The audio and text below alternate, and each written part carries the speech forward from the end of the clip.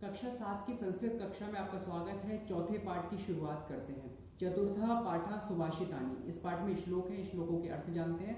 पहला श्लोक है आचारः परमो धर्म आचारः परमं तप आचारः परमं ज्ञानम आचरात् किम न सिद्ध्यति। यानी कि अच्छे आचरण एटिकेट्स ही सबसे बड़ा धर्म है।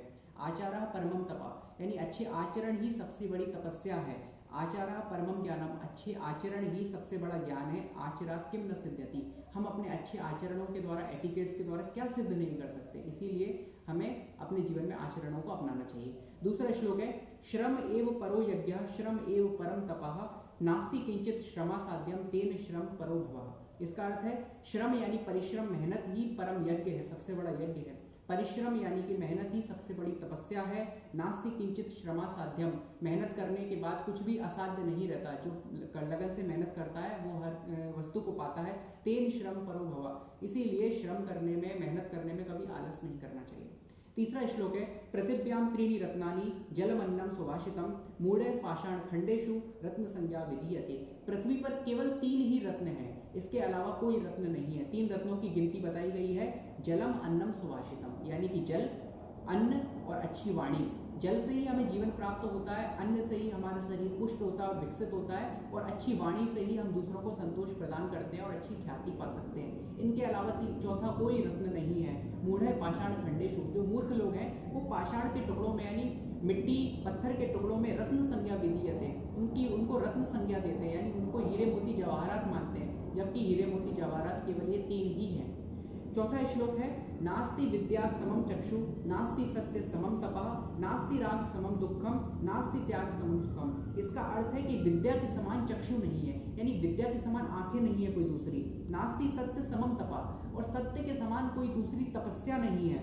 नास्ति राग समम दुखम, किसी वस्तु के प्रति आसक्ति हो जाने से ज्यादा बड़ा कोई दुख नहीं है, क्योंकि जिस वस्तु के प्रति आसक्ति हो जाती है उसके खो जाने के बाद या उसके दूर हो जाने के बाद बहुत दुख होता है, और कोई वस्तु या कोई व्यक्ति हमेशा साथ रहने वाला नहीं है, इसलिए आसक्ति के समान कोई दुख नहीं है। नास्ति त्याग समम सुखम, और त्याग करने के समान कोई सुख नहीं है। जब हम अपनी वस्तु का किसी जरूरतमंद के लिए त्याग करते हैं तो हमें बहुत सुख की प्राप्ति होती है, ये हृदय में हम अनुभूत कर सकते हैं। इसके बाद 5वां श्लोक है हस्तस्य भूषणम दानम, हाथ का आभूषण है दान करना।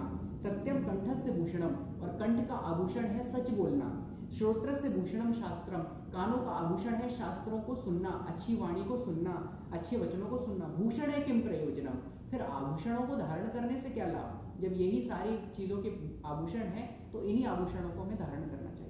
इसके बाद 6वां श्लोक है गुणो भूषयते रूपम शीलम भूषयते कुलम सिद्धिर्भूषयते विद्या भोगो भूषयते धनम। यानी कि गुण जो है वो हमारे रूप को सुशोभित करते हैं। जिसके पास अच्छा रूप है, अच्छे गुण नहीं है, तो उसके रूप का कोई लाभ नहीं है, लेकिन अच्छे गुण भी हैं तो वो रूप को और भी ज्यादा सुशोभित कर देते हैं। शीलम भूषयते कुलम, हमारे अच्छे आचरण, अच्छा शील हमारे कुल को सुशोभित कर देता है।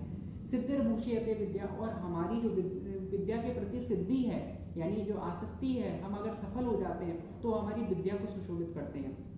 भोगो भूषयते धनम, और अगर हम धन का भोग कर लेते हैं, वो नष्ट नहीं हो पाता, तो वो धन को सुशोभित करता है। ऐसे कहते हैं कि धन को ऐसे जोड़ने का क्या लाभ कि बाद में वो दवाई पर खर्च करना पड़े या वो नष्ट हो जाए। इसलिए धन का तो लाभ तभी है जब उसे उपयोग कर लिया जाए, उसे इकट्ठा करके कंजूसी ना की जाए। तो इसीलिए कहा गया भोगो भूष्यते धनम, भोग ही धन को सुशोभित करता है। अंतिम श्लोक पर हम आते हैं। अंतिम श्लोक में कहा गया है कुलम शीलम च सत्यम च प्रज्ञा तेजो धृतिर्बलम गौरवम प्रत्यह स्नेहो दारिद्र्येण विनश्यति।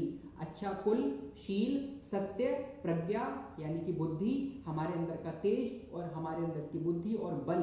गौरवम प्रत्ययम स्नेहो, हमारा अपने ऊपर गर्व, और प्रत्यय है यानी कि हमारा आत्मविश्वास हर प्रकार की दरिद्रता, गरीबी और दुख का नाश कर देता है। इस प्रकार से इस पाठ के 7 श्लोक समाप्त होते हैं। धन्यवाद।